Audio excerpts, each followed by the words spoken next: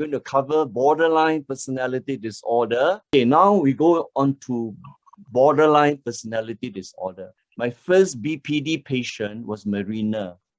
This was the year 1984. Well, that's for 48 years ago. Huh? No, 38 years ago.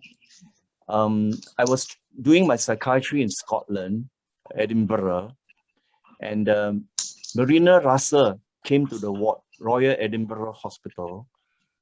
After a cut, she slashed her wrist and she was admitted to the ward.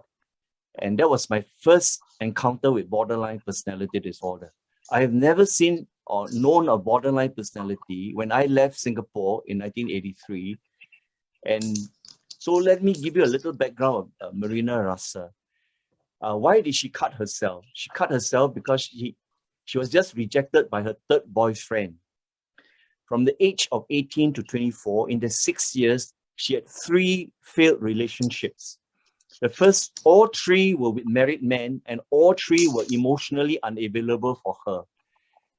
But she fell in love with them, broke up number 1, broke up in number 2, and number 3 rejected her. She could not take it. She cut herself.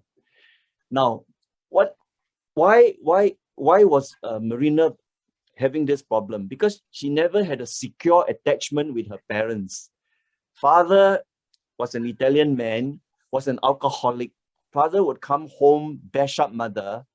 And she remembered when she was 5 years old, she witnessed father bashing up mother. And then she was so frightened, she went back to bed, pulled a blanket over her head, and then waited for the commotion to subside. And then in the middle of the night, would leave her room to go to the kitchen to get crumbs of food from the kitchen cabinet to comfort herself. So she knew that since my parents cannot comfort me, there was no security. Her security came from food. So she had to comfort herself as early as 5 years old. But she's extremely intelligent. In fact, when she saw me, she had already graduated from university and was working as a manageress in a retail shop along Princess Street. And very capable. In the daytime, 8 to 5, no problem, very capable. But just cannot regulate her emotion and a tendency to fall in love with older men not available emotionally for her. So that's a tragic thing about people with borderline. They are very intelligent, but they cannot regulate their emotion. They tend to have mood swing. And being the eldest in the family, she was looking after the other 3 siblings. And again, you can see when it comes to playing the role of a caregiver, they are very good. But in caring for themselves, they are no good. So one day, Marina came to the hospital for follow-up. And Marina told me, Dr. Ang, I'm going out to the pub tonight, and I'm going to have a one-night stand. I'm going to have a baby with a man. Doesn't matter which man.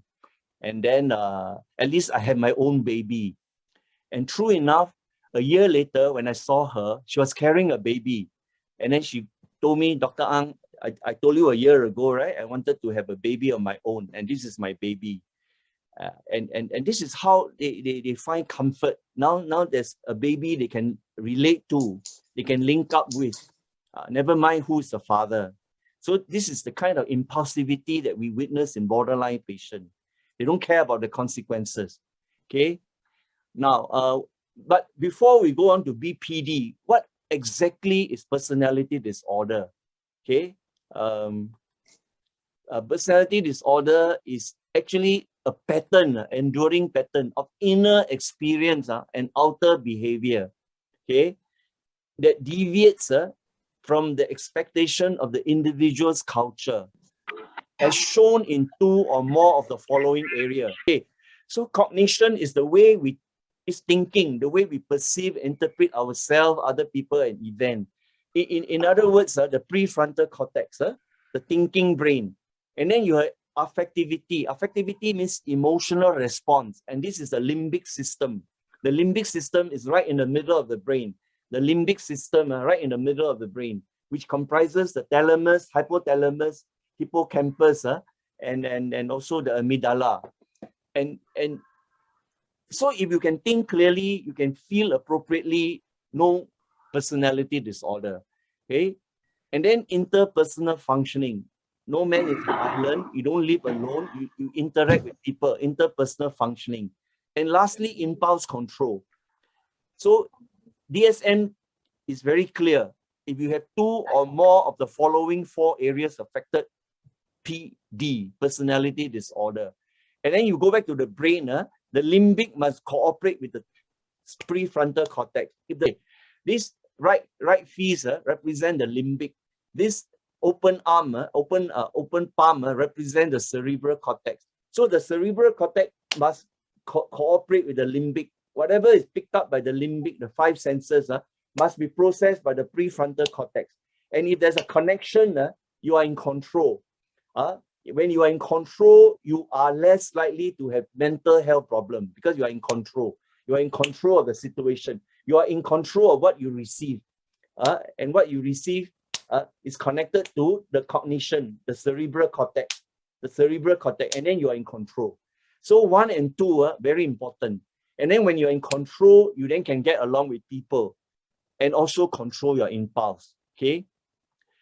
There are actually 3 clusters of personality disorder: the odd one, the impulsive one, and the anxious one. And today we're covering number 7, the borderline. And sometimes borderline coexists with narcissistic personality, antisocial personality, or histrionic personality. And sometimes we're not very clear whether it's purely borderline or purely narcissistic. So we call them cluster B PD, cluster B personality, cluster B. And then we know that only when they are maladaptive, they are called disorder. If they are adaptive, we call them traits. Okay. Adolf Stern was the first to coin BPD. And to Stern, why is it called borderline? It is the border between neurosis and psychosis. Psychosis is out of touch with reality. Psychosis comprises DHL, delusion, hallucination, and loss of touch with reality. Neurosis is nervous wreck. No D, no H, no L. Right? So then they now describe BPD as having 9 criteria. What are the 9 criteria? Okay, first of all, they are fearful of being abandoned. They are fearful of being rejected. So they will make efforts to avoid abandonment. And number 2, you look at Marina Russell, unstable, intense relationships, 3 failed relationships with people who are not available emotionally for her. And they have identity disturbance. I use the S. S is self. Self. The S is not clear. You see the dotted part, the B part, not clear. And many of them wear a mask to cope with the world. Look at Marina Russell, very confident. In the daytime, can work as a manageress of a retail shop. But when she's alone, she feels the emptiness, she feels the loneliness, and she's unclear what she wants in life. And they are very impulsive, cutting herself, banging her head against the wall, just like Lady Gaga. And they are suicidal. 10 to 15% of borderline eventually end up killing themselves. Not because they are depressed and they want to die. Some of them die because of their impulsive behavior. And they have reactivity of mood. So much so that sometimes they are misdiagnosed to have bipolar disorder. I will show you later. One very prominent DJ or media call presenter, actually diagnosed to have bipolar. But when she was telling me the story, I said, well, I think it's more than just bipolar. Of course, they can coexist. Bipolar disorder coexisting with borderline. And I said, it sounds like you also have a personality problem. And with her permission, I spoke about it over national TV. I'll show you later. Then there's feeling of emptiness. And obviously, they go into rage and anger very easily. You see, what I told you, right? The cerebral must control the limbic. When the cerebral control the limbic, they are in the coping state. When the cerebral is not controlling the limbic disconnect, They get angry easily. They get reactive mood. They get impulsive very easily. And when they lose control, they can think of suicide. And also, they may have paranoid ideas and dissociation. When a patient dissociates, the differential diagnosis is borderline personality. Other than the dissociative disorders, we must always think of borderline. And borderline can be suspicious and they can have paranoid ideas, sometimes mistaken to have schizophrenia. Patient's husband told me, doctor, I brought my wife to see a psychiatrist. The psychiatrist diagnosed my wife to have schizophrenia. Why? Because one day when I was driving her, she opened the car door and wanted to leave the car. And to me, it was impulsive behavior. But to that psychiatrist, it was psychotic behavior. Remember, when you are not connected, you can behave in an abnormal way. So that psychiatrist gave her antipsychotic Invega. And she took the Invega for a month, and the husband was very happy. She was very calm.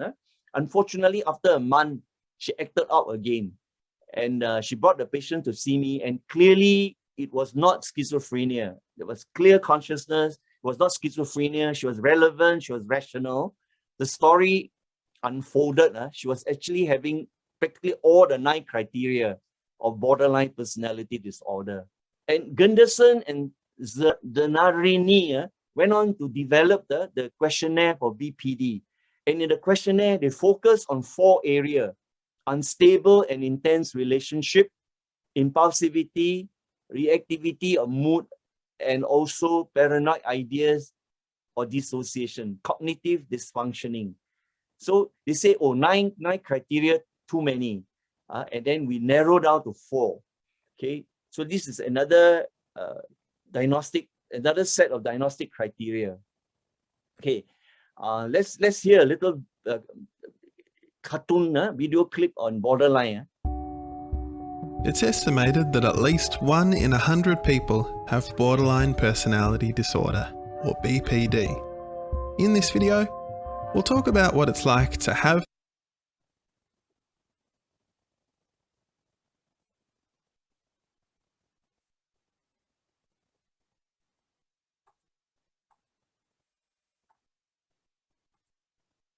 the disorder, as well as how people can recover from it. Here are some of the issues people with BPD face. Significant difficulty controlling and regulating emotions, otherwise known as emotional lability. Uncertainty of self, what psychiatrists call an unstable self-image. Having intense and unstable relationships repeatedly, which can involve idealizing people, then intensely disliking or devaluing them in relatively short intervals. Feeling an urgent need to avoid being abandoned by other people, even if the abandonment is only imagined. A chronic feeling of emptiness, and repeatedly acting in impulsive and risky ways. As you can see, it's a picture of instability. To add to these challenges, BPD is currently under-recognised, and the availability of specific services is limited. The reason may include the ongoing social stigma of mental health conditions, or the challenges that health professionals face in treating BPD. There you are, borderline personality. To me, it is the border between the coping A, the coping and capable A, and the insecure B. That is the meaning in my clinical practice, interpretation of borderline. And many borderline wear a mask. You cannot see the B side. Only people close to them can see the B side. And the B side can be provoked to become very big. The B side can be provoked to become, this is the A side. The A side is, A is connected to B, and the limbic is connected to the prefrontal cortex. Their behavior is normal. And then you have the B side. The B side is when the A is not connected to the B. When the feeling brain and the thinking brain are not cooperating. And then you have disturbed behavior. The behavior is disturbed, upside down.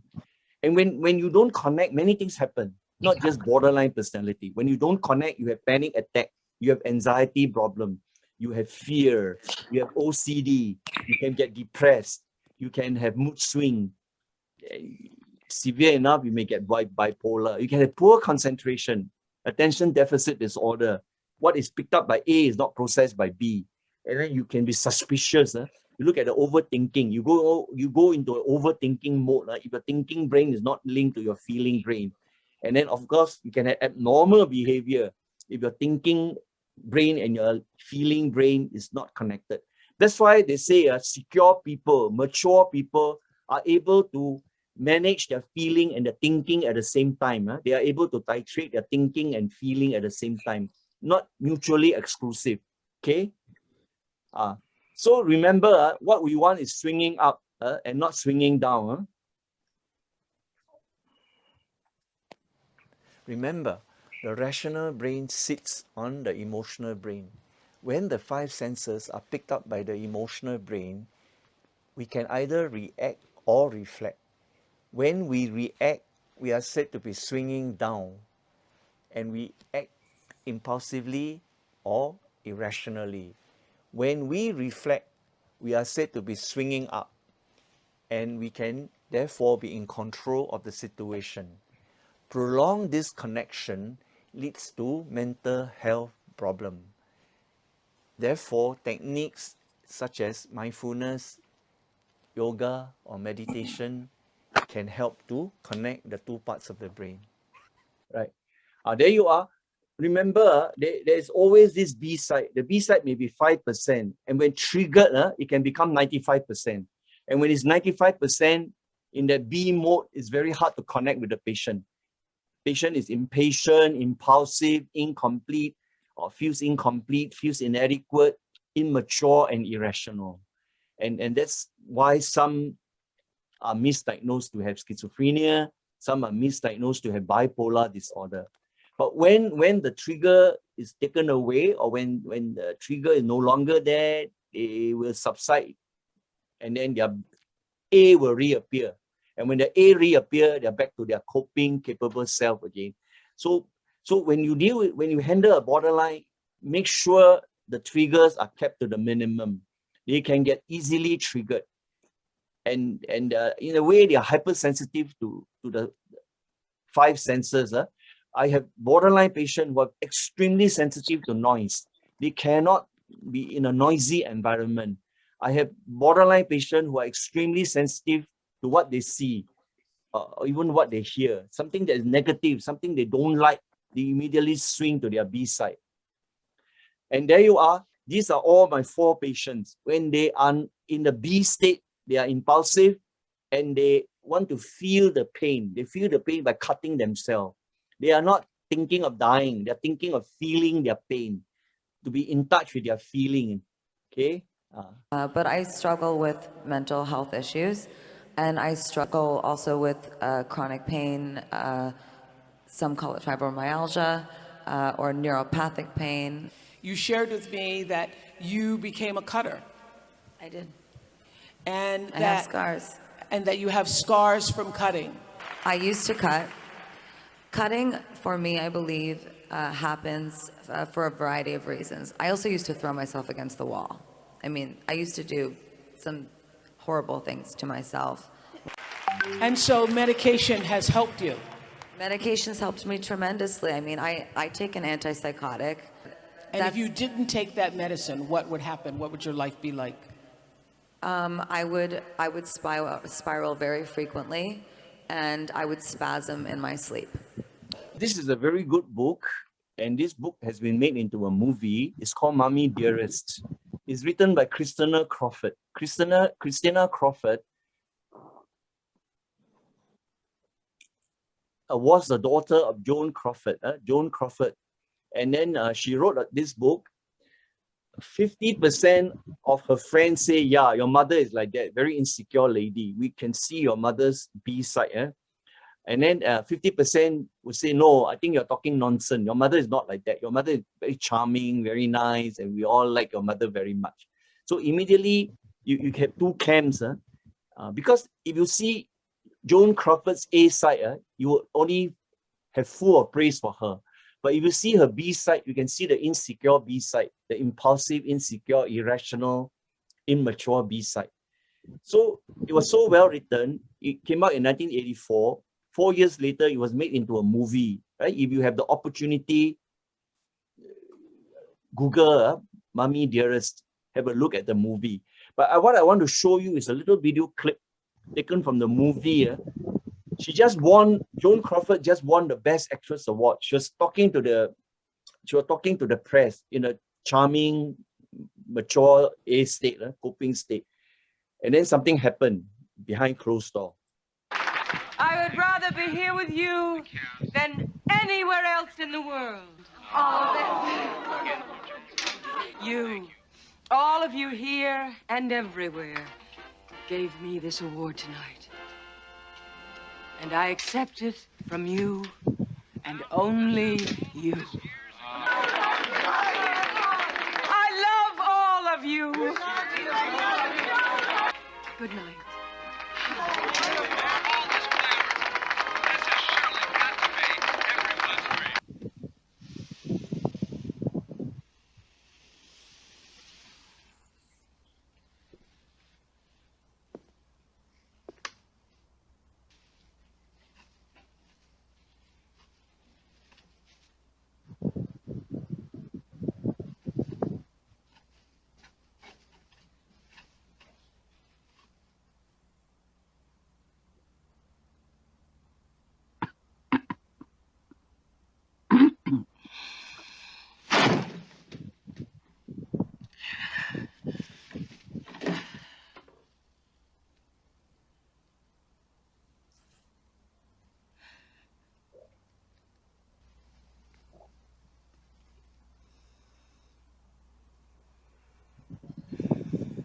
No wire hangers!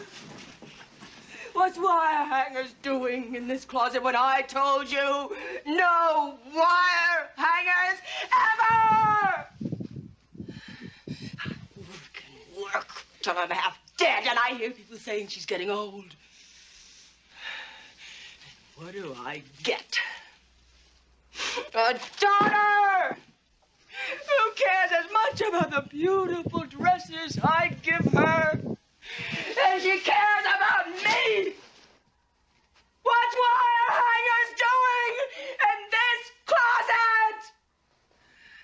Answer me! I buy you beautiful dresses, and you treat them like they were some dish rag. You $200-300 dress on a wire hanger. We'll see how many you've got in your hidden some here. We'll see. We'll see. Get out of that business. All of this is coming out. Out. Please. Out. Out. Please. Out. You're gonna need more. We're gonna see how many wire hangers you've got in your closet. Why?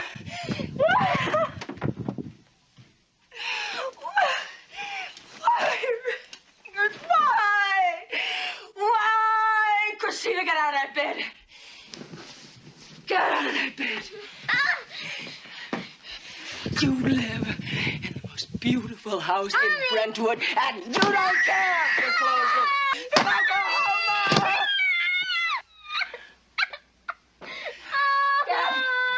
Get up, clean up this mess.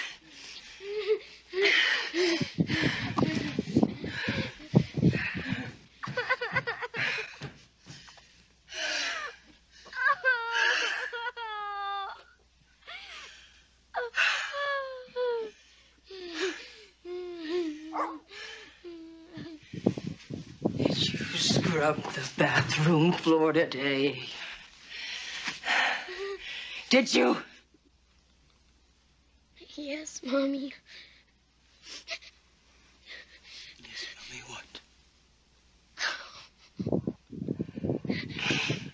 Yes, Mommy, dearest. I told you to call me that. I wanted you to mean it. You see how they get provoked easily by a trigger, and the trigger is a wired hanger. It's already very late at night. The more mature parent, more mature mother would say, well, tomorrow morning, then I would thresh it out. I'll find out who put a wired hanger there. So this is how they get into an impulsive state. And then when they're in the B state, all rational thoughts just go away. And you look at the last part, you see how the need for perfection is there, I want you to call me, I want you to call me, yes, mommy dearest. And I want you to mean it. I can call you mommy dearest, but I may not mean it. You see the unreasonable expectation. And this is what borderline is all about. Okay. Mary is another interesting case. It's a local case. She was diagnosed with depression and treated in a local hospital for 9 months. The church pastor called me one day and said, hey, Yong Guan, I think you please take a look at Mary. I don't think it's just depression. She's been depressed for 9 months, a bit too long. So I saw her at the church office, and then after 45 minutes, I told Mary, I don't think it's just depression. On top of depression, you have a borderline personality disorder. And one of the reasons for the borderline is that she's got elderly parents. All her friends' parents are younger, effectively either speaking English or Mandarin. Her parents only could speak dialect. So she grew up always thinking, always having this feeling of not good enough feeling. And for 9 months was depressed. She didn't do her JC1 and had to repeat her JC1. And finally, after I saw her, she said, okay, I would like to continue treatment with Dr. Ang. I saw her a few months using mindfulness-based psychotherapy. And then eventually she got better. She repeated JC1 and then went on to do well for her A-level. And you see, when she was unwell, she would cut herself. If anything provoked her and she didn't like what she saw or didn't like what she heard, she would cut herself. Basically, she wanted things to be perfect. The moment they are not perfect, she would cut herself. Okay. And then she graduated in 2009, and she missed her first class honors by 0.06. The old Mary would say, I'm stupid, I'm an idiot, I can't even get 0.06 more. And then the old Mary would cut herself because 4.44 is no good for the old Mary. Then the new Mary can console herself. Second upper is good enough. But this could be just self-rationalization until I saw the next point. My self-esteem should no longer be tagged to my academic achievements. So if your self-esteem is self-esteem, your achievement is your achievement, and you can delink the two, then indeed there is real recovery. She's now practicing as a professional and in a professional job. And the other day she met me and Dr. Ang, can we take a Wi-Fi? She was with her mother. A very clearly a successful story. So BPD, they can recover if handled properly, and no issue. This is another couple from China and saw me a few times. The lady clearly has got features of borderline personality disorder, extremely insecure, extremely impulsive with mood swing, and always requiring external validation, very low self-esteem. And a lot of problem is her relationship with her mother. Very difficult. It was a very difficult relationship growing up with this mother and persisted until adulthood. Eventually, we got to help her overcome her mental blocks regarding her mother. Every time she sees her mother, the mental block will appear. The perception of her mother being not available for her, being a difficult woman, being unable to validate her, not providing a milieu for her to grow up in, to have secure attachment. Okay, so eventually, again, mindfulness-based psychotherapy, and eventually recovered, and now they are back in China. There's this concept of induced borderline, induced BPD. When Princess Diana was married to Prince Charles, she was 18 years old. She was a kindergarten teacher, and waiting to be nurtured, waiting to be brought up in a way by Prince Charles, who was 13 years her senior. Unfortunately, it didn't take place. Prince Charles was already having another person. So she cut herself. She developed postnatal depression. She cut herself. She also went into a state of bulimia, and she started to have very low self-esteem. She even had to see a psychiatrist, and the psychiatrist helped her get back her self-esteem. And she spoke about hating herself so much. And it's what I would call an induced borderline. 18 years old, waiting to be nurtured, waiting to be brought up, to be emotionally secure, to be in a secure relationship, but it didn't happen. Okay. Do you think you'll ever be queen? No, I don't. No. Why do you think that? I'd like to be a queen of people's hearts, in people's hearts. But I don't see myself being queen of this country. I don't think many people would want me to be queen. Actually, when I say many people, I mean the establishment that I'm married into, because they've decided that I'm a non-starter. Why do you think they've decided that? Because I do things differently, because I don't go by a rule book, because I lead from the heart, not the head. And albeit that's got me into trouble in my work, I understand that. But someone's got to go out there and love people and show it.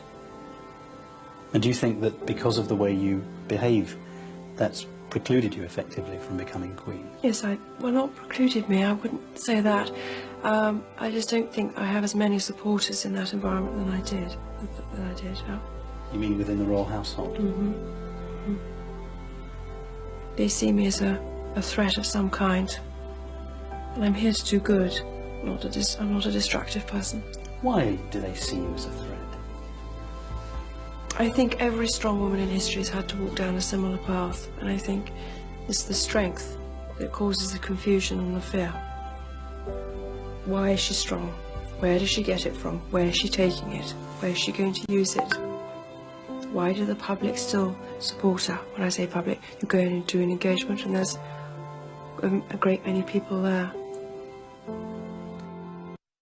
It's very unfortunate. This what you just saw is her A side, very insightful, intelligent, and wise. Unfortunately, she also displayed her B side, impulsive, cutting herself, and getting into a state of bulimia. Okay, I have a few minutes left. We touch a little bit about management of borderline. First of all, assessment. Assessment, please remember differential diagnosis. Many BPD patients also have anxiety, depression, PTSD, post-traumatic stress disorder. They may even have mood swing, ADHD. Some of them, because of their disconnection, they cannot concentrate. So overlap with ADHD. And substance abuse, because of their emptiness, because of their mood regulation problem, many of them end up addicted to benzodiazepines and other substances. Even hypnotics, still knocks, zolpidem. Some take up to 2 or 3 at night, in order to sleep. And remember, personality difficulties or disorder is at level 10. and they can coexist with level 4 diagnosis or level 5 diagnosis, or even OCD. Okay, right. After that, medications for BPD will include antipsychotic. Remember, the 9th criterion is paranoid disorder and dissociation. So Lady Gaga took olanzapine, which is an antipsychotic, helping her to feel a bit more rational, more in touch with her feelings. Mood stabilizer, lamotrigine is commonly used to help them regulate their mood. Antidepressant, because some of them go into bouts of depression because of their emptiness and their inability to feel good about themselves. Anti-anxiety, many borderline, especially when they are in the B state, or the B state get bigger, they have anxiety, and anti-anxiety medicine may be necessary. And many of them can't sleep because at night they overthink, and then they think negatively about themselves. This constant feeling that they are not good enough. Of course, non-medical approach, dialectical behavioral therapy is a treatment of choice. And then you can have meditation, yoga, exercise, mindfulness practice. So Marsha Linehan is the creator of DBT. She wrote a book called Building a Life Worth Living in the year 2020. It is a good book to read because she spoke about her own depression when she was 18 years old. She was admitted to a psychiatric hospital, and she was there for a while, and she was suicidal. So it prompted her to come up with DBT. And DBT initially was meant for suicidal patients, but eventually DBT was used to treat borderline personality. And it's evidence-based. A lot of research has been done, and DBT is found to be useful. There are 4 components in DBT. First of all, helps you to regulate your emotion. Secondly, help you to tolerate distress tolerance. Thirdly, help you to get along well with people, interpersonal processes. And lastly is mindfulness. In fact, if you ask me, of the 4 facets of DBT, mindfulness is the most important. If you are mindful, you can regulate your emotion, you can tolerate distress, you can get along with people. So mindfulness to me is a key component in DBT. In fact, in the book, she talked about her relationship with her mother. The mother would give very subtle pressure on her.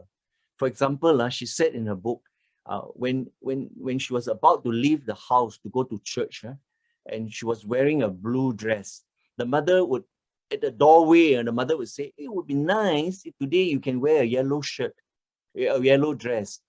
And that's it, but it's too late to change. You're walking to the car.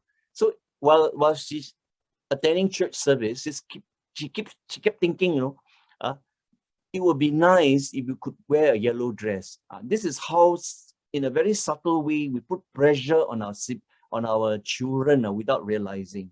But of course, it also depends on the recipient of that kind of pressure, right? If you are very clear and then you can shrug it off, then no issue. But if you are a very sensitive person, a statement like that can cause difficult attachment to caregiver. And that's how insecurity and low self-esteem develop. Okay.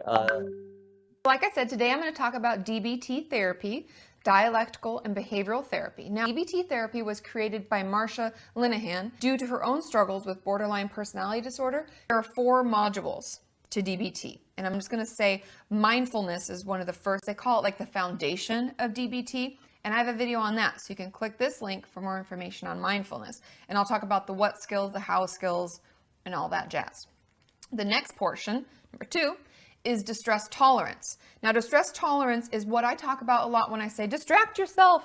Don't do it. Don't give in to the urges. Now, the next portion of DBT is emotion regulation, because like I talk about in my borderline personality disorder video, which you can click here to view, I talk about regulating our emotion because when we have borderline, we feel like it's all out of whack and we worry, don't leave me, wait, no, I hate you.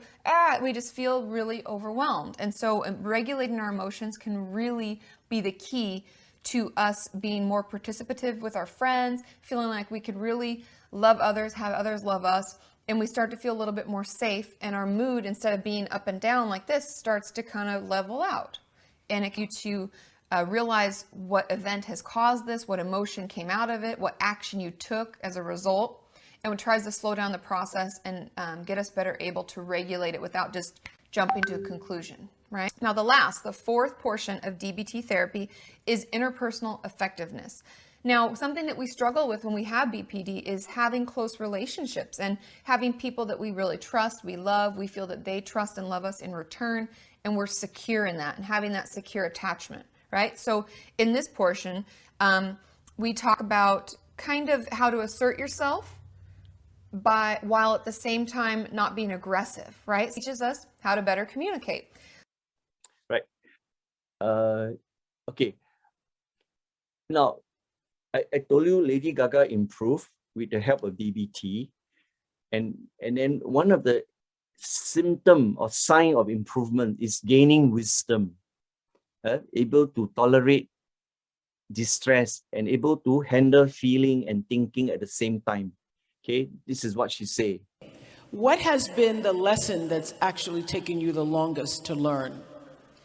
How to be wise. Ah. See, there is the rational mind and there is the emotional mind. And I think from day to day, we all experience ourselves, if we're mindful in some type of way, which I think this is good to be mindful about, is am I operating from an emotional space today or from a rational space today? Meaning, when I say rational, I mean cerebral, like intelligence, thoughts, facts, you know, just really pragmatic. And emotional meaning, like, am I operating from the heart? Wise sits in the center. Wise is when you are both rational and emotional at the same time, and those two things meet and you become wise. And that was the lesson that I learned. I mean, and then he ordered a medication for me that I took reluctantly at first. And then he became my psychiatrist and assembled a team for me. And they took care of me. And we got all of the things lined up. And I have a very unorthodox, actually, set of pills that I take. But they saved my life. And I'm very grateful. You use medication, but you also do many other things to keep yourself spiritually sound and centered. So I meditate. Yeah. I do transcendental meditation. I do talk therapy, dialectical behavioral therapy. Indeed. Lady Gaga. Yeah. So Lady Gaga also did a DBT. These are the two books I would recommend, especially the third edition of I Hate You, Don't Leave Me. See, that itself is a paradox. I hate you, please leave me, right? But it says, I hate you, but don't leave me. Then Borderline Personality Disorder for Dummies, second edition. Both are very good and up to date. So finally, what is wellness? Wellness, in my definition, is four legs of a chair: social, physical, mental, religious. If you don't have a religion, then it's spiritual. The World Health Organization follows this model. Health is not just the absence of symptoms or physical problem. Health is also social, physical, mental, and spiritual. Okay. Lastly, who is Abraham Tversky?